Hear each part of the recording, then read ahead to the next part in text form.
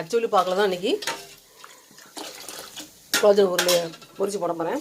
இதை உடனே பரட்டி விட்டுக்கணும், அப்போ தான் ஒன்று ஒன்று வேகும்.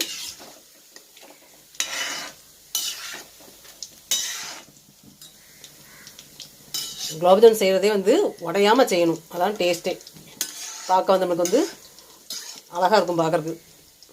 நொறுக்கி போச்சுன்னா நல்லாவே இருக்காது.